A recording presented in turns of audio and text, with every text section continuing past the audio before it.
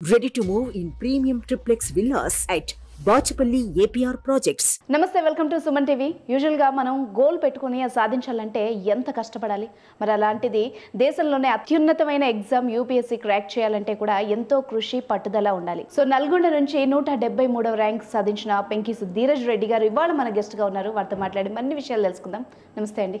నమస్తే. First of all congratulations. ఎలా feel అవుతున్నారు? సో చెప్పండి. థ్యాంక్ యూ సో మచ్ అండి. యా, చాలా హ్యాపీ అండి. నేనే కాదు, ఇంట్లో ఫ్యామిలీ మెంబర్స్ అందరూ, మమ్మీ నాన్న అక్క అందరూ హ్యాపీ. వాళ్ళే ఎక్కువ కష్టపడ్డారు నాకంటే, ఓపెన్లీ స్పీకింగ్. సో వాళ్ళే ఎక్కువ ఫేస్ చేశారు క్రిటిసిజం. సో వాళ్ళంతా హ్యాపీ అండి, ఆల్ హ్యాపీ. సో ఏం ఎక్స్పెక్ట్ చేశారు? ఏ ర్యాంక్ ఎక్స్పెక్ట్ చేశారు? ఎలా వచ్చింది ఫలితం? యాక్చువల్లీ ర్యాంక్ ఎక్స్పెక్ట్ చేయడం చాలా కష్టం అండి, మనం చెప్పలేము. చాలా సబ్జెక్టివిటీ ఉంటుంది ఎగ్జామ్లో. సో కొన్నిసార్లు నేను యాక్చువల్లీ సార్ ఇప్పుడే మార్క్ షీట్ వచ్చింది, ఎక్కువ వస్తాయి అనుకున్న దాంట్లో కొంచెం తక్కువ వచ్చాయి. యాక్చువల్లీ ఎంత బాగా రాలేదు అనుకున్న వాటిలో ఎక్కువ వచ్చాయి. సో అలా అయిందండి. సో యూజువల్గా మీ ఫ్యామిలీ బ్యాక్గ్రౌండ్ ఏంటి అండ్ ఫైనాన్షియల్ స్టేటస్ కానీ ఎలా ఇక్కడ దాకా చేరుకున్నారు? ఫ్యామిలీ బ్యాక్గ్రౌండ్ అంటే నాన్నగారు రిటైర్డ్ జూనియర్ కాలేజ్ ప్రిన్సిపల్ అండి, అక్కడ మెదక్లో, రామాయణపేట అని. రిటైర్ అయిపోయారు. మమ్మీ కూడా ఈ మంత్ మార్చ్ 31st రిటైర్ అయ్యారండి. ఇట్లా మార్చ్లో మమ్మీ రిటైర్ అయ్యారు. భువనగిరి హై స్కూల్లో స్కూల్ అసిస్టెంట్ ఇంగ్లీష్ అండి mummy, teacher. Okay. So first of all UPSC select చేసుకోవడానికి మిమ్మల్ని మోటివేట్ చేసిన రీజన్ కానీ మూమెంట్ కానీ ఏంటి? అంటే గ్రాడ్యుయేషన్ టైంలో అప్పుడు నేను మా నాన్నగారిది లైక్ వారి రిటైర్మెంట్కి వెళ్ళాను. అక్కడ చూశానండి, వాళ్ళు like mid day meals programme నడిపిస్తూ ఉండే ఇంటర్మీడియట్ కోసం వాళ్ళు. మధ్యాహ్న భోజనం. యా, అది మోస్ట్లీ గవర్నమెంట్ స్కూల్ వరకు ఇస్తుందండి. బట్ ఇంటర్మీడియట్ స్టేజ్ కూడా అవసరమని డోనర్స్ని పూల్ చేసుకుని డాడీ అక్కడ నడిపించారనమాట. సో దానివల్ల అక్కడ చాలా పాజిటివ్ ఇంపాక్ట్ జరిగింది. స్టూడెంట్స్ చాలా మంచి వాళ్ళు హ్యాపీగా ఉన్నారు. అప్పుడు ప్రాపర్గా నడిచిండే. ఇంటర్మీడియట్లో కూడా వాళ్ళ కాలేజ్ రిజల్ట్స్ బాగా ఇంప్రూవ్ అయ్యాయి అనమాట. సో అప్పుడు నాకు అర్థమైంది లైక్ ఆ లెవెల్లోనే డాడీ అట్లా అవుట్రీచ్ తీసుకుంటే చాలా పాజిటివ్ రెస్పాన్స్ వచ్చింది. అదే సివిల్స్ లాంటి హైయర్ లెవెల్లో ఒకవేళ ఎంట్రీ అవుతే చాలా గ్రేటర్ రెస్పాన్సిబిలిటీస్ ఉంటాయి, చాలా రెస్పెక్ట్ ఉంటుంది. సో అట్లానే ఆ డైరెక్షన్లో వెళ్దామని అప్పుడు డిసైడ్ చేసుకున్నాను. ఓకే. ఫస్ట్ ఆఫ్ ఆల్ మీరు ఈ థాట్ చెప్పినప్పుడు ఇంట్లో ఎలా ఉంది రెస్పాన్స్? అంటే యాక్చువల్లీ డాడీకి ఆల్రెడీ తనకుండే అనే డ్రీమ్ సివిల్స్లోకి వెళ్ళాలి అని. సో చాలా ఎంకరేజ్ చేశారు అప్పుడు వాళ్ళు, సపోర్టివ్గా ఉన్నారు. అంటే మెరుగైన సమాజం కోసం పాటుపడాలి అన్న మీ స్పృహ ఏదైతే ఉందో, అంటే మీరు చాలా చోట్ల చెప్పున్నారు. సో ఆ థాట్ ఇలా స్టార్ట్ అయింది. అంటే ఇంకా బ్యాక్గ్రౌండ్లో ఏమైనా ఇలాంటి వర్క్స్ చేస్తూ ఉండేవాళ్ళ ఫ్యామిలీలో? ఫ్యామిలీ బ్యాక్గ్రౌండ్ అంటే ఇద్దరు government teachers, lecturer and teacher కాబట్టి వాళ్ళు పబ్లిక్ సర్వీస్లోనే ఉన్నారండి. నేను కూడా లైక్ ఐటీలో ఉన్నప్పుడు ఎన్ఎస్ఎస్లో ఉన్నాను. సో ఇట్లా ఇంకా సోషల్ వర్క్లో ఇన్వాల్వ్ అయి ఉన్నాను. ఎడ్యుకేషన్లో అప్పుడు వర్క్ చేసి ఉండే, అండ్ ఆర్టీ యాక్ట్ కోసం ఇప్పుడు వర్క్ చేసి ఉండే, ఎన్రోల్ చేయడం కోసం స్టూడెంట్స్ని. అది ఇంకా ఫుడ్ డిస్ట్రిబ్యూషన్ అట్లా వెళ్ళుండే, అట్లా అలా ఇంకా కొంచెం ఎంట్రీ ఉండే అండి. ఓకే. కానీ మీరు ఒక డేరింగ్ స్టెప్ ఒకటి తీసుకున్నారు. సో యూజువల్గా అయితే మిడిల్ క్లాస్ పీపుల్ కానీ మన ఫ్యామిలీస్ కానీ ఒకసారి జాబ్ క్విట్ చేయడమో లేకపోతే ఆపడమో కెరియర్, మళ్ళీ కొత్త దానికి వెళ్ళడమో సపోర్ట్ చేస్తూ ఉండరు మ్యాక్సిమమ్. అక్కడితో సరిపెట్టుకుంటూ ఉంటారు. మీకు ఎట్లా సాధ్యమైంది? ఇంట్లో చెప్పినప్పుడు రెస్పాన్స్ ఏంటి? నాది కొంచెం యూనిక్ స్టోరీ అని చెప్పాలండి. ఒప్పుకుంటాను, that was a bold move. But అది నాకు అప్పుడు ఎసెన్షియల్ అనిపించిందండి. ఐఐటీకి వెళ్ళడం అంటే ఇట్ వాజ్ లైక్ నాకంటే ఇంటర్నల్ ప్రాసెస్ కంటే అది ఎక్స్టర్నల్ ఇంపోజిషన్ అండి కొంచెం వరకు. ఎందుకంటే ఎక్స్పెక్టేషన్స్ ఉండే వాళ్ళకి. స్కూల్ కూడా మొత్తం ఇంకా మీకు ఐడియా ఉంటుంది, తెలుగు స్టేట్స్ అంటే అందరూ ఐఐటీ ఇంట్రెస్ట్ చాలా చూపిస్తారు. అండ్ మా ఫ్యామిలీలో స్కూల్లో అక్క వీళ్ళందరికీ ఐఐటీ వెళ్ళాలని ఉండే. సో అట్లా వెళ్ళాను నేను ఇండివిజువల్గా. అక్కడికి వెళ్ళిన తర్వాత ఒకసారి వెన్ ఐ ట్రై టు నాకేం చేయాలని ఉంది లైఫ్లో అంటే, I did not want that computer science engineering. Life long computer science ఇంజనీర్గా నేను సాటిస్ఫాక్టరీగా ఉండగలుగుతానని నాకు అనిపించలేదు. సో ఆ మూమెంట్లో అనిపించింది I need to do something more, something different అని. సో అప్పుడు చెప్పాను ఇంట్లో పేరెంట్స్కి, ఇది కాదు నేను ఇలా హ్యాపీగా ఉన్నాను అంటే. యాక్చువల్లీ ఫస్ట్ ఇయర్లోనే నాకు అనిపించింది, అయితే ఒక 1 year ఉండి అక్కడ మంచి మార్క్స్ తెచ్చుకొని చూడు, మంచి సిజిపిఏ వస్తే నీకే అనిపిస్తుంది అక్కడ ఉండాలని అని చెప్పారు. సో అక్కడ 1 year ఉన్నాను, మంచిగా వచ్చి ఉండే సిజీ. యాక్చువల్లీ 9.8 వచ్చి ఉండే 10కి. బట్ ఏంటంటే స్టిల్ సెకండ్ ఇయర్లో నాకు అనిపించింది ఇంక ఇది ఇలానే వెళ్తూ ఉంటుంది, ఇప్పుడు ఉంటే మళ్ళీ 4th year దాకా వెయిట్ చేయమంటారు, అప్పుడు జాబ్ వస్తుంది, అప్పుడు మంచి మనీ ఉన్నాయి, ఎందుకు వదిలేస్తున్నావు అంటారు. ఆ తర్వాత ఇంకా పెళ్ళి, పిల్లలు, ఈఎంఐలు వగేరా వగేరా అన్నీ వస్తాయి. సో ఒక స్టెప్, ఒక చాయిస్ తీసుకోవాలంటే ఫ్యూచర్లోకి వెళ్ళి కొద్దిగా ఇంకా హార్డ్ అవుతుంది. సో ఇప్పుడు తీసుకుంటే తర్వాత చూసుకుందాము అని ఇంకా అట్లా వెళ్ళిపోయానండి. బ్రేక్ చేసినా కరెక్ట్ మూమెంట్లో బ్రేక్ చేయాలి అనుకున్నారు. లేట్ చేస్తే ఇంకా ఇష్యూ అయ్యేది చాలా. ఓకే. అండ్ పేరెంట్స్ అయితే చాలా సపోర్ట్ చేశారండి. లైక్ వాళ్ళు డెఫినెట్లీ సపోర్ట్ చేశారు. లైక్ వాళ్ళు ఎప్పుడైనా చిన్నప్పటి నుంచి they had me as their first priority. నాకు ఏది ఏం కావాలి, నాకు ఏది ఇస్తే కరెక్ట్ అని వాళ్ళు చాలా 100 సార్లు ఆలోచిస్తారు. అండ్ వాళ్ళకి నమ్మకం ఉండే నా మీద, లైక్ నేను మిస్యూజ్ చేయను వాళ్ళ ఫ్రీడమ్ని, వాళ్ళ నమ్మకాన్ని అని. సో ఈరోజు దాన్ని నేను రెస్పెక్ట్ చేస్తూ వాళ్ళ రెస్పెక్ట్ నిలబెట్టాను అనుకుంటున్నాను. సో మీతో పాటు మీ ఊరు కానీ మీ చుట్టుపక్కల వాళ్ళు కానీ అందరూ చాలా ప్రౌడ్గా ఫీల్ అయ్యే మూమెంట్ కదా. సో ఎట్లా షేర్ చేసుకుంటున్నారు మీతో అందరూ? అయ్యో, అసలు రిజల్ట్స్ వచ్చినప్పటి నుంచి ఇట్స్ లైక్ ప్లెజర్ రైడ్ అండి. డ్రీమ్ రైడ్ లాగా నడుస్తుంది. అంతా ఫోన్లు వస్తూ ఉన్నాయి, డాడీది నాకు ఫోన్లు మోగిపోతూ ఉన్నాయి, మోగిపోతున్నాయి.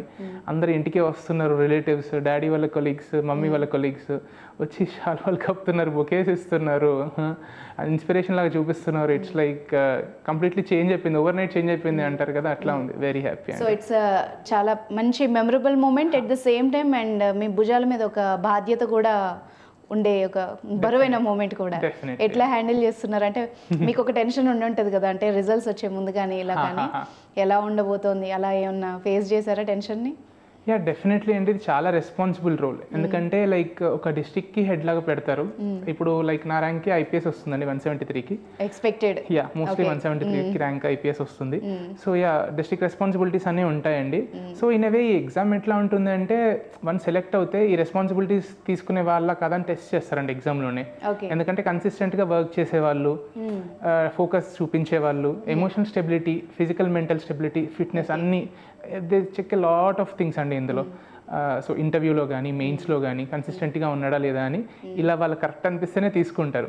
సో యా, సో ఇప్పుడు మీరు ఫేస్ చేసిన స్టేజెస్ ఉంటాయి కదా, ప్రిలిమ్స్, ఇంటర్వ్యూ అండ్ మెయిన్స్, వీటిల్లో మీకు బాగా గుర్తుండిపోయే మూమెంట్ అంటే ఇలా టెన్షన్ పడ్డా, లేకపోతే ఈ క్వశ్చన్కి ఎలా అనుకున్నాను, ఇలాంటివి ఏమన్నా ఉన్నాయి?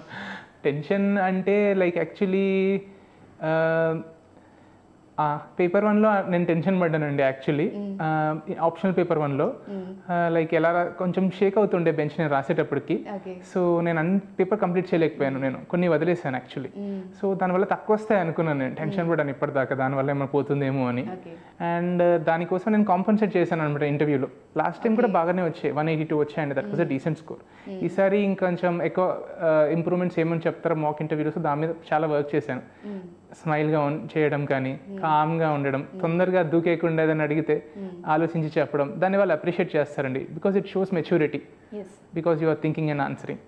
సో ఇది చేయడం వల్ల యాక్చువల్లీ నేను తక్కువ వస్తాయి అనుకున్న దాంట్లో ఇంటర్వ్యూ ఆప్షన్లో బాగానే వచ్చాయి, 288 వచ్చాయి. That was also decent score. Last year కంటే పెరిగి ఉన్నాయి. ఇంటర్వ్యూలో కూడా పెరిగి ఉన్నాయి, 200 వచ్చాయి అనమాట. That was very good score. Interview ఎలా ఫేస్ చేశారు? ఆ టైంలో ఎలా అనిపించింది? ఇప్పుడు మీరు చెప్పినట్టు మెంటల్ స్టెబిలిటీ కానీ, మెచ్యూరిటీ కానీ, అన్ని లెక్కలు చాలా సీనియర్స్ ఉంటారు, వాళ్ళు ఇట్లా పట్టేస్తారు కదా. సో వెళ్ళే ముందు ఎలా ఉండింది మీ ఎక్స్పీరియన్స్? అది యాక్చువల్లీ ఈసారి బోర్డు ఏం బోర్డు అని కూడా చెప్పలేదండి వాళ్ళు. జనరల్గా వెయిటింగ్ రూమ్లో తెలిసిపోతుంది అనమాట. ఫస్ట్ మెంబర్ వెళ్ళిపోగానే తీసుకెళ్ళడానికి వచ్చిన వాళ్ళు చెప్పేస్తారు, ఈ పలానా బోర్డు ఉంది మీకు అని. ఈసారి వాళ్ళు అసలు చెప్పలేదన్నమాట, సస్పెన్స్లో పెట్టారు. ఆ లాస్ట్ మూమెంట్ ఇంకా నన్ను వెయిటింగ్ ఇంటర్వ్యూ రూమ్ బయట కూర్చునేటప్పుడు అప్పుడు చెప్పారనమాట, రాజ్ శుక్లా సార్ అని. సో ఆయన డిఫెన్స్ మెంబర్ అండి, lieutenant general Raj Shukla sir. So he was an army man.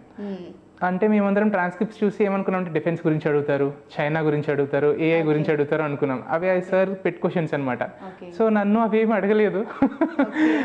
అక్కడ వెళ్ళగానే నా హాబీస్ గురించి అడిగారు అనమాట. చైర్మన్ సార్ మొత్తం నా హాబీస్ గురించి అడిగారు, 6 క్వశ్చన్స్ అన్ని. నాది ఇంగ్లీష్ క్లాసిక్ నావెల్స్ చదవడం నా హాబీ ఉండే. ఆ 6 క్వశ్చన్స్ అన్ని అవే అడిగారండి. ఏంటి, ఏం చదివావు నువ్వు, ఏం బుక్స్ చదివావు, ఇంకా ఒక కోట్ ఇచ్చారు సార్, ఒక నచ్చిన కోట్ ఇచ్చి దాన్ని ఇంటర్ప్రిట్ చేయమన్నారు, నీకు ఏం అర్థమైంది అని. ఆ తర్వాత ఇంకొకటి ఇంట్రెస్టింగ్ క్వశ్చన్ అడిగారు, షేక్స్పియర్ నావెల్స్ ఉంటాయి కదండి, అందులో నీకు ఈ టైంలో మోస్ట్ రిలవెంట్ నావెల్ ఏంటి అని అడిగారు. సో నేను కాస్త టైం తీసుకొని ఆలోచించి హ్యామ్లెట్ అని చెప్పాను. అందులో లైక్ కైండ్ ఆఫ్ బెట్రేయల్ చూపిస్తుంటే, మోసం చేస్తారనమాట చాలా క్లోజ్గా ఉన్న వాళ్ళు. ఈ టైంలో అలా లివ్ ఇన్ రిలేషన్షిప్స్ వైపు మూవ్ అవుతున్నాము, నమ్మలేకపోతున్నాం, చాలా క్లోజ్గా ఉండాల్సిన వాళ్ళని నమ్మలేకపోతున్నాం. అప్పట్లో పెళ్లి చేసుకునే వాళ్ళు ఇప్పట్లో చాలా భయపడుతున్నారు, మా ఫ్రెండ్సే ఉన్నారు అని చెప్పాను నేను. 5 year లివ్ ఇన్ రిలేషన్షిప్లో ఉండి ఒక వ్యక్తిని కంప్లీట్గా అర్థం చేసుకున్న తర్వాతే పెళ్ళికి వెళ్ళడానికి రెడీగా ఉన్నారు. ఇంకా అట్లా చెప్పానండి. సార్కి మేబీ అది నచ్చిందేమో, స్పీకింగ్ అబౌట్ ట్రూత్ అని. ఇంకొకటి హిందీ నావెల్స్ చదివావా మరి ఏమన్నా అంటే, లేదు అని హానెస్ట్గా చెప్పాను, నో సార్ అని. Honesty is the most important thing. ఖచ్చితంగా అండి, ఎందుకంటే like they can read people like the back of their hands. చాలా మందిని చూస్తారు కదా, రోజు ఇంతమందిని చూడడం వల్ల అబద్ధం చెప్తే ఇలా పట్టేస్తారు వాళ్ళు. So honesty is extremely important అండి. కానీ భలే ఉందండి నావెల్స్ గురించి ఒక చర్చ. సో మీ హాబీస్ ఏంటి? నా హాబీస్ ఇది ఇంగ్లీష్ క్లాసిక్ నావెల్స్ చదవడం, ఇంకా క్విల్లింగ్ అండి. క్విల్లింగ్, ఇంకా స్పోర్ట్స్లో బ్యాడ్మింటన్ ఆడతాను నేను. Okay okay. ఫస్ట్ అసలు యూపీఎస్సీ క్లియర్ చేయడానికి మీరు ఎలాంటి ఇది ఫాలో అయ్యారు, ఫార్ములా ఫాలో అయ్యారు? మీది ఎలా డిజైన్ చేసుకున్నారు మీ డేని? ఓకే, డేని అంటే లైక్ అది కొంచెం ఫ్లెక్సిబుల్గా ఉంటుందండి. Like what part of the cycle you are. Prelims ముందా, ప్రిలిమ్స్కి మెయిన్స్కి మధ్యలోనా, మెయిన్స్కి ఇంటర్వ్యూకి మధ్యలోనా, ఇంటర్వ్యూకి ప్రిలిమ్స్ మధ్యలోనా అని డిఫరెంట్ ఫేజెస్ ఉంటాయి. So if you start with before prelims, mostly 2 months ముందు 3 months ముందు మొత్తం ప్రిలిమ్స్కి ఇవ్వాలండి. Last year paper was very difficult, చాలా మంది చెప్పారు. కట్ ఆఫ్ చూస్తే మొన్నే వచ్చింది 75 అయిపోయింది. ఇట్ వాజ్ నెవర్ దట్ లో, అంత తగ్గిపోయింది. ఎందుకంటే డిఫికల్టీ ప్రిలిమ్స్లో పెంచుతున్నారు. సో మోస్ట్లీ ప్రిలిమ్స్కి ఏం చేయాలి అంటే అందరూ అవే బుక్స్ అవుతారండి. డిఫరెన్స్ ఎక్కడ వస్తుందంటే టెస్ట్ సిరీస్. టెస్ట్లు ఎక్కువ రాయడం వల్ల మనకి ఏంటంటే టైం మేనేజ్మెంట్ అర్థమవుతుంది. ఎన్ని క్వశ్చన్స్, హిట్టింగ్ రేంజ్ అని ఒకటి ఉంటుంది, ఎన్ని క్వశ్చన్స్ రాయాలి మనము అని. అది మనకి ఒక 30 కంటే ఎక్కువ టెస్టులు రాస్తే అర్థమైపోతుంది ఎక్కడైతే స్వీట్ స్పాట్, ఎక్కడ హైయెస్ట్ ఆప్టిమల్ స్కోర్ చేయొచ్చు అని. నాకు అట్లా 80 to 85 క్వశ్చన్స్ చేస్తే 100లో ఆప్టిమల్ స్కోర్ వచ్చేది. అది చేయాలండి. ఇంకా రివిజన్స్ రెగ్యులర్గా చేయాలి. అది ప్రిలిమ్స్కి ఇవే అండి ఇంపార్టెంట్ థింగ్స్. ఇంకా కొత్తగా వచ్చేవి నీడ్ టు యాడ్ అనమాట, ఒక రిజిస్టర్ మెయింటైన్ చేసి ఒక బుక్లో. That will do. ప్రిలిమ్స్కి అది అవుతుంది. మెయిన్స్కి అయితే ది డిస్క్రిప్టివ్ పేపర్ అండి. ప్రిలిమ్స్ లాగా ఆబ్జెక్టివ్ కాదు. సో మీరు రాయాలన్నమాట, ఎస్ఎస్ రాయాలి. సో ఆన్సర్ రైటింగ్ ప్రాక్టీస్ మీరు చాలా చేయాలి. ఎట్లా అంటే it will be intensive. 3 hours papers ఉంటాయండి. రోజుకి 2 ఉంటాయి, మార్నింగ్ 3 hours, మధ్యాహ్నం 3 hours అనమాట. అట్లా మాకు 7 పేపర్స్ ఉంటాయి. సో ఇంకా you need to be 9 papers ఉంటాయి. 2 పేపర్స్ ఏంటంటే లైక్ క్వాలిఫైయింగ్, అంతే, లాంగ్వేజెస్ పేపర్స్ ఉంటాయి, ఇంగ్లీష్ అండ్ ఇండియన్ లాంగ్వేజ్ అని. మిగతావన్నీ స్కోర్లో కౌంట్ అవుతాయి. సో ఏంటి అంటే ఇంకా టెస్ట్స్ అండి, అవి కూడా రెగ్యులర్గా టెస్టులు రాయాలి. ఇంకొకటి ఏంటి అంటే బ్రాడ్గా చదవాలి అనమాట. We have to be open అనమాట. కరెంట్ అఫైర్స్ అప్డేట్ అవుతూ ఉండాలి. అండ్ షార్ట్ నోట్స్ చాలా ఇంపార్టెంట్ అండి. లేకపోతే రివిజన్ చేయలేము, చాలా తక్కువ టైం ఉంటుంది కదా, 100 days ఉంటుంది. అరే 100 days ఉన్నాయి అనిపిస్తాయి, కానీ ఒక్కొక్క పేపర్ కోసం, ఒక్కొక్క సబ్ టాపిక్ కోసం బ్రేక్ డౌన్ చేసి చూస్తే చాలా రిజిడ్ షెడ్యూల్ ఫాలో అవుతాయి తప్ప, డిసిప్లిన్ ఉంటే తప్ప కంప్లీట్ చేయలేమండి. Short notes is very important. And interview కోసం వస్తే it's a different ball game అండి. మ్యాటర్స్ ఏమే ఉంటుంది, అదే కరెంట్ అఫైర్స్ అవుతాము, ఏం జరుగుతుందో చూస్తూ ఉంటాము, జిఎస్ సబ్జెక్ట్, జనరల్ స్టడీస్ ఉంటాయి. బట్ ఏంటంటే it's about presentation and talking. Because civil service is a public role, ఒక ఇంపార్టెంట్ రోల్ కదా. పబ్లిక్ ఇంటర్ఫేస్ని ఎట్లా హ్యాండిల్ చేస్తారు, లీడర్షిప్ రోల్స్ ఉన్నాయి, లీడర్షిప్ స్కిల్స్ ఉన్నాయి అబ్బాయిలో అని చూస్తారు. ఇంకేంటి లైక్ కమ్యూనికేషన్ స్కిల్స్ ప్రాపర్గా ఉన్నాయా. అండ్ ఎందుకంటే లైక్ చాలా డిమాండ్స్ ఉంటాయి జాబ్కి. ఓకే, ప్రెషర్ హ్యాండిల్ చేయగలుగుతారా, స్ట్రెస్ సిచ్యువేషన్లో పెడితే హ్యాండిల్ చేయగలుగుతాడా, హానెస్ట్గా ఉన్నాడా లేదా అని ఇందాక మాట్లాడినట్టు, అవన్నీ చాలా చెక్ చేస్తారు. నాట్ జస్ట్ నాలెడ్జ్, వాళ్ళ పర్సనాలిటీ చెక్ చేయడానికి ట్రై చేస్తారు. హాబీ ఉందా, ఎందుకంటే లాంగ్ రన్లో హాబీ ఉంటే మీరు ఏమంటారు, మీ మెంటల్ హెల్త్ బాగుంటుంది అండ్ అవన్నీ బాగుంటాయి. ఈరోజు ఇంకా ఈ టైంలో it's very much important. So ఇట్లా డిఫరెంట్ ఫేస్ బట్టి డిఫరెంట్ ప్రిపరేషన్ మారుతూ ఉంటుందండి. సో మీది 4th attempt కదా? అవునండి. అంటే 4th ఒక్క అటెంప్ట్ ఫెయిల్ అవుతూ ముందుకు వెళ్తున్నప్పుడు మీలో అంటే కసి పెరిగిందా, లేకపోతే ఎట్లా దాన్ని డిజైన్ చేసుకున్నారు? ముందుకి సక్సెస్ అయ్యే వరకు మీరు ఏం ఫాలో అయ్యారు? యాక్చువల్లీ 4 attempts అది లాంగ్ జర్నీ అండి నాది. నేను యాక్చువల్లీ వచ్చినప్పుడు ఇంత లాంగ్ అవుతుందని అసలు అనుకోలేదు. అరే 1 or 2 attemptsలో అయిపోతుందిలే అనుకున్నాను. ఐఐటీ అది వచ్చింది కదా, that was also comparable exam కాబట్టి నాకు తెలిసినంత వరకు నాకు లైక్ ఫ్యామిలీలో తెలిసిన వాళ్ళు ఎవరు సర్వీసెస్లో లేరండి. సో మేబీ దానివల్ల ఏమో నేను ఊరికి అలా ఈక్వేషన్ చేసేసాను. గైడెన్స్ కూడా ఈజీగా ఉంటుంది కదా ఎవరైనా ఉంటే, అది కొంచెం కంఫర్ట్ ఉండేది. సో అలా కొంచెం నైవ్గా వచ్చేసాను నేను. సో ఫస్ట్ అటెంప్ట్లో ప్రిలిమ్స్ పోయిందండి నాది 0.66తో. సో అప్పుడు నేను కొంచెం షాక్ అయ్యాను నేను. ఆ తర్వాత సెకండ్ అటెంప్ట్లో ప్రాపర్ ప్రిపరేషన్ చేశాను. అప్పుడు ఇంటర్వ్యూ దాకా వెళ్ళాను అప్పుడు కూడా, బట్ మళ్ళీ అప్పుడు 16 marksతో పోయిందండి నాది సెలెక్షన్. సో అప్పుడు నేను I was at that high అనమాట, సెలెక్షన్ అయిపోతుంది అనుకున్నాను. నెక్స్ట్ అటెంప్ట్కి ఇంకా స్ట్రాంగ్గా ఇద్దాము ఆ మొమెంటంతో అనుకున్నప్పుడు థర్డ్ అటెంప్ట్ లైక్ నా ఇంటర్వ్యూ లాస్ట్కి ఉండింది, మే 18th అలా ఉందండి. మే 30th రిజల్ట్స్ వచ్చేసాయి. 22కి 30కి వచ్చేసరికి next month June 5th prelims ఉండింది. సో 5 days అయ్యేసరికి ఇంకా ఐ కుడ్ నాట్ క్లియర్ అనమాట. చాలా తక్కువ టైం అయిపోయింది. That was the lowest point. ఇంకా అప్పుడు అనిపించింది maybe this is not for me, వేరేది ఏమైనా చూసుకుందాము. ఎందుకంటే లైక్ అది మోస్ట్ ప్రొడక్టివ్ టైం కదండి. At that time it makes you or breaks you. మీ కెరీర్కి చాలా ఇంపార్టెంట్ టైం అది, ఫౌండేషనల్ స్టేజ్ అది. మీరు ఏం చేస్తున్నారు అనేది చాలా ఇంపాక్ట్ ఉంటుంది. సో అనుకున్నాను అనమాట, okay I will give 1 more attempt, ఈసారి చూద్దాము. ఆ పాయింట్ దగ్గర వదిలేస్తారు. యా ఎందుకు అంటే లైక్ మీరు యూ హ్యావ్ టు అండర్స్టాండ్ అండి, యువర్ 3 years 2 years మీరు కంటిన్యూస్గా ఎఫర్ట్ పెట్టి మీకు రిటర్న్ ఏం కనిపించదు కదా. పైగా లైక్ సొసైటీని మీ చుట్టుపక్కల ఉన్న వాళ్ళు దే ఆర్ డౌటింగ్ యూ, అరే ఎందుకు ఇంకెన్ని రోజులు చదువుతావు, ఇంకా అమ్మాయిని అయితే ఇంకెప్పుడు పెళ్లి చేసుకుంటావు, వాళ్ళకి ఇంకా అమ్మాయిలకి ఇంకెక్కువ ప్రెషర్స్ ఉంటాయి. సో ఇలాంటివి ఉన్నప్పుడు మాత్రం కొంచెం చాలా డిఫికల్ట్గా అనిపిస్తుంది. బట్ ఏంటంటే ఈ టైంలో నాకు సపోర్టింగ్ ఉన్నారండి, ఫ్రెండ్స్ కానీ, వాళ్ళకి ఎక్కువ నమ్మకం ఉండింది. పేరెంట్స్ అయితే రాక్ సపోర్ట్ అండి. మీరు ఇలా లో ఫీల్ అయినప్పుడు అక్కడ మీకు ఏంటా బూస్ట్ ఇచ్చిన వాళ్ళు ఎవరు?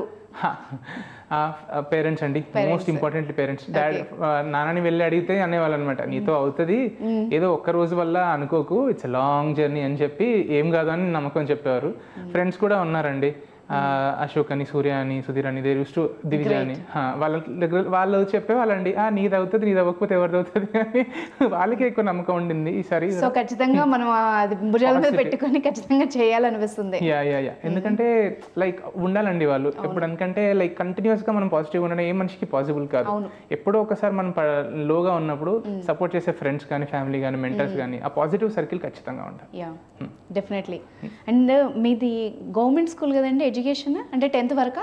లేదండి, నేను like SPR school of excellence అని నాది సెకండరీ ఎడ్యుకేషన్ 6th నుంచి 10th దాకా అక్కడండి, నల్గొండ టౌన్లో.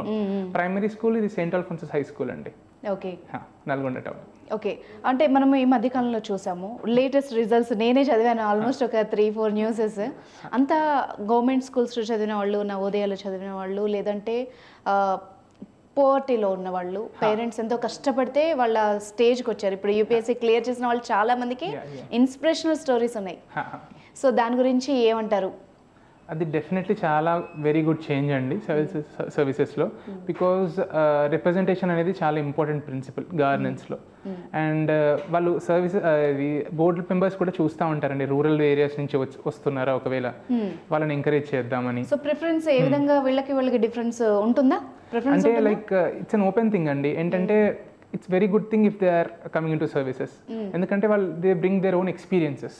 వాళ్ళు చూసినవి సిటీలో ఉన్న వాళ్ళు చూసుండరు.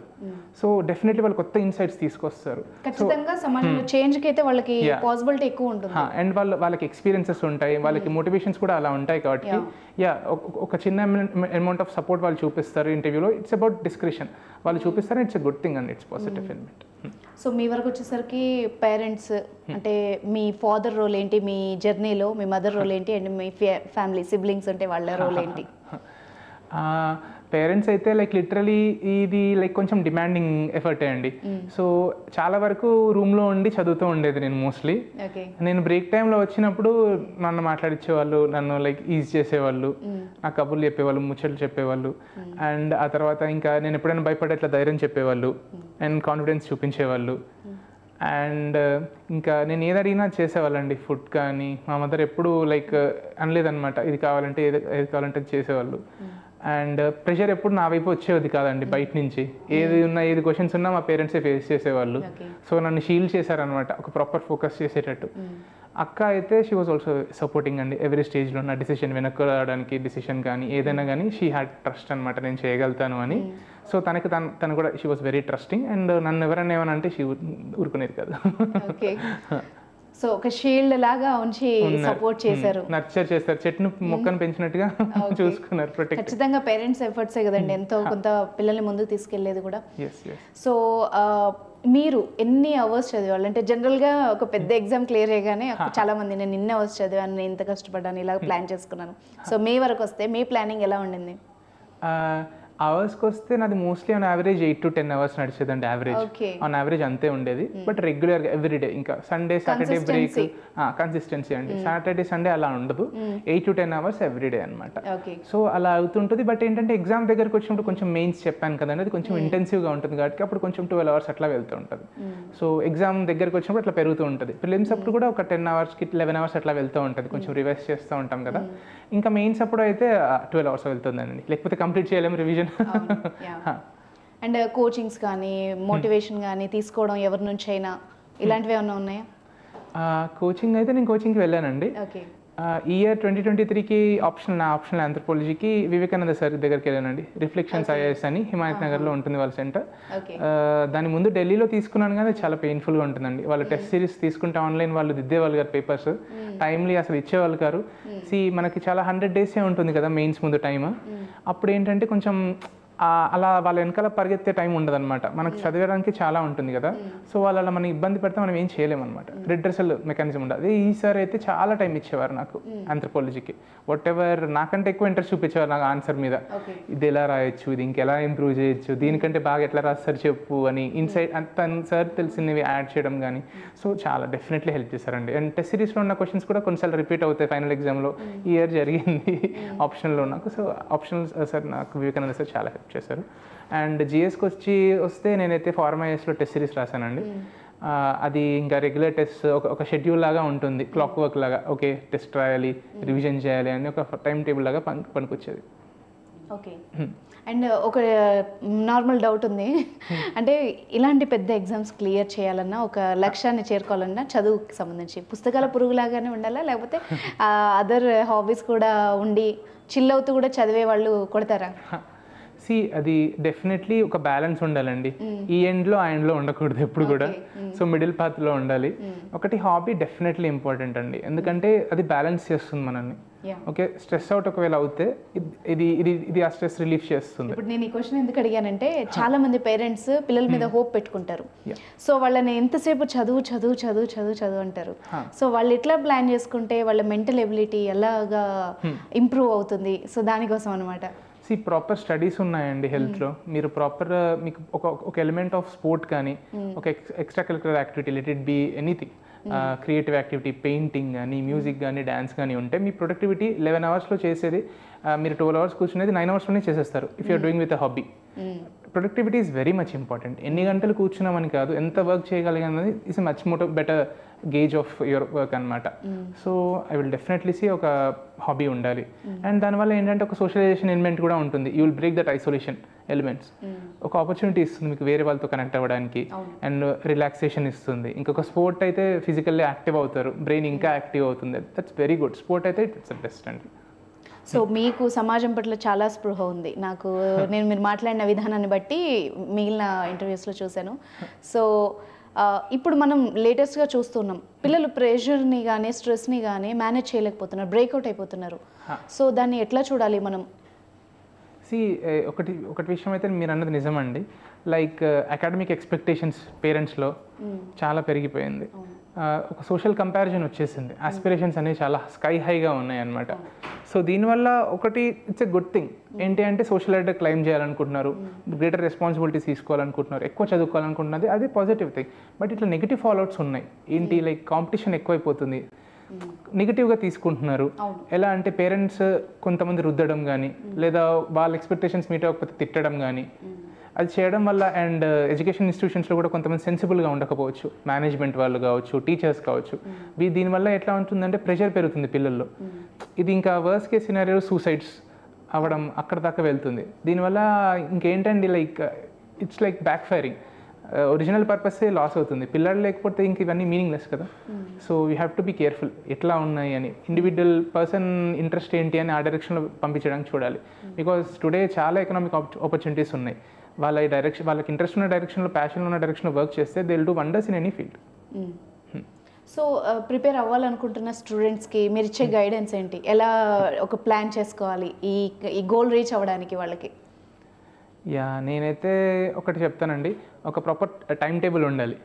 యూనిట్ టు ప్లాన్ అనమాట. ఏ డే ఏంటి దేనికి అని బ్యాలెన్స్ ఉండాలి. ఆప్షనల్కి, ప్రిలిమ్స్కి కానీ, మెయిన్స్కి కానీ. అండ్ రెగ్యులర్ టెస్ట్స్ రాయాలి. అండ్ ఒక మెంటర్ ఉండాలి టు గైడ్ యూ. అండ్ ఒక పేర్ గ్రూప్ ఉంటే it will be wonderful, because you will share examples and all. Different backgrounds నుంచి వస్తారు కదా, సో కొత్త వ్యూస్ వస్తాయి మీకు. సో అది పియర్ గ్రూప్ ఉండాలి.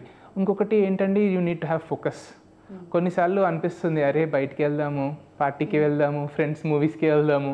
బట్ ఏంటంటే like as I told you already, this exam prepares you for the role which you want to play అనమాట. చాలా డిమాండ్స్ ఉంటాయి.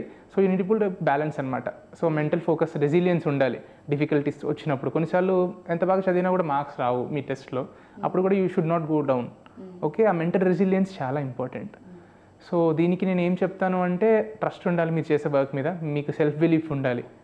అండ్ బికాజ్ ప్రాసెస్ మీద నమ్మకం ఉంటే మీకు and right amount of efforts పెడితే ఇనిషియల్గా మీకు రిజల్ట్స్ కనపడకుండా over the period of time you will be successful. Okay. And నేను చూసిన మటుకు కొన్ని ఫ్యామిలీస్లో బాగా చదివే వాళ్ళు ఒక 3-4 అటెంప్ట్స్ ఇచ్చి ఇంకా మన వల్ల కాదు అని వదిలేసిన సందర్భాలు ఉన్నాయి. అండ్ యావరేజ్ స్టూడెంట్స్ క్రాక్ చేసిన సందర్భాలు ఉన్నాయి. ఎక్కడొస్తుంది ఆ డిఫరెన్స్ అన్నది అర్థం కావట్లేదు. అది ఈ ఎగ్జామ్లో like persistence is the most important element అండి. లైక్ గెలిచేదాకా ఓటమిని యాక్సెప్ట్ చేయకూడదు, బికాస్ యూ నెవర్ నో. అది లైక్ ఓపిక పట్టడం is very important. Patience is చాలా ఇంపార్టెంట్ అండి. లైక్ ఎట్లా అంటే మీరు అన్నట్టు కొండ ఎక్కుతాం ఆల్మోస్ట్ సమ్మిట్ దాకా వచ్చినప్పుడు అప్పుడు గివ్ అప్ చేయకూడదండి. లైక్ ఇంకా నమ్మకం పెట్టాలి. You have to have faith in yourself and ఆ ఫెయిర్ని ఓవర్కమ్ చేయాలి. ఓకే నాకేం రాదేమో అని. అండ్ వన్ మోర్ థింగ్, ప్రాసెస్ని ఎంజాయ్ చేయాలి.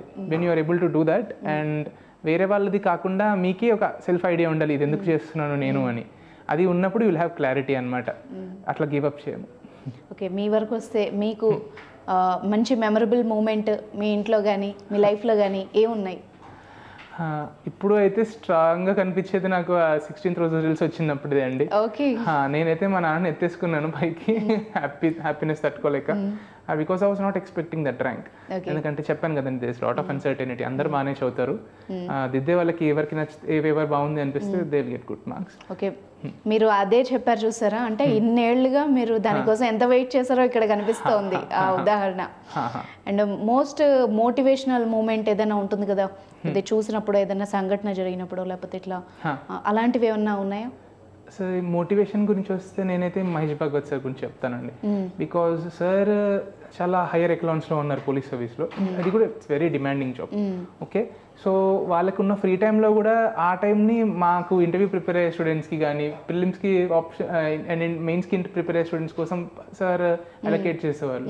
Like he use to work so many long hours. అది అయిపోయిన తర్వాత తనకున్న పర్సనల్ టైంని ఇట్లా సర్వీస్ కోసం యూస్ చేసేవాళ్ళు, వేరే వాళ్ళకి హెల్ప్ చేయడానికి కోసం.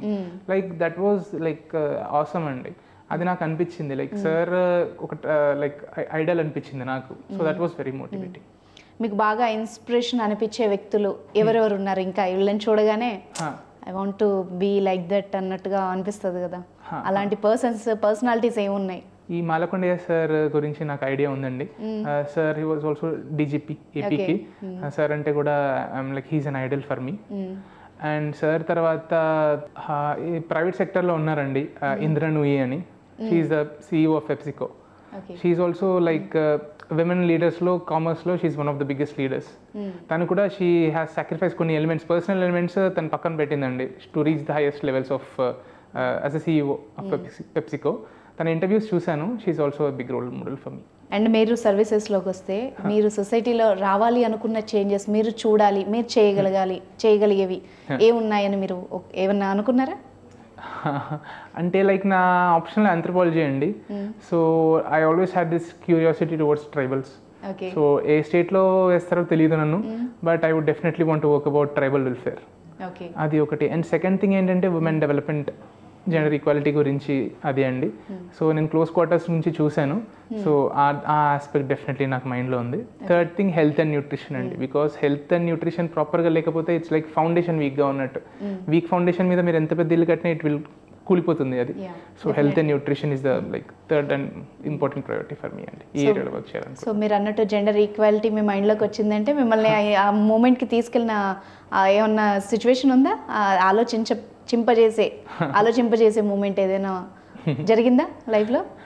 లైక్ ఒక ఇట్స్ ఇంట్రెస్టింగ్ విషయం నేను చెప్తానండి. లైక్ నా బర్త్ ఫెమినిజం గురించి మీరు విని ఉంటారు. నా బర్త్ యాక్చువల్లీ ఫెమినిజం వల్ల జరిగిందని నేను అనుకుంటానండి. It's very interesting story. Because మా మదర్ టీచర్ కాకముందు మా ఫాదర్ ఒక్కరే వర్క్ చేసేవాళ్ళు. అప్పుడు ఓన్లీ వన్ చైల్డ్ అనుకున్నారు వాళ్ళు, మా సిస్టర్ ఒకటే, ఎల్డర్ సిస్టర్. సో ఆ తర్వాత మా మదర్ కూడా వర్క్ చేయాలి, ఇండిపెండెంట్ ఉమెన్ లాగా ఉండాలి అనుకున్నారు. హెల్ప్ చేసి టీచర్ వాళ్ళిద్దరు వర్క్ చేసి మమ్మీని గైడ్ చేసేవాళ్ళు డాడీ. అట్లా మదర్ టీచర్ అయ్యారండి. అప్పుడు వాళ్ళు సెల్ఫ్ సస్టైన్ అవుతాను అనుకున్నప్పుడు నేను పుట్టాను.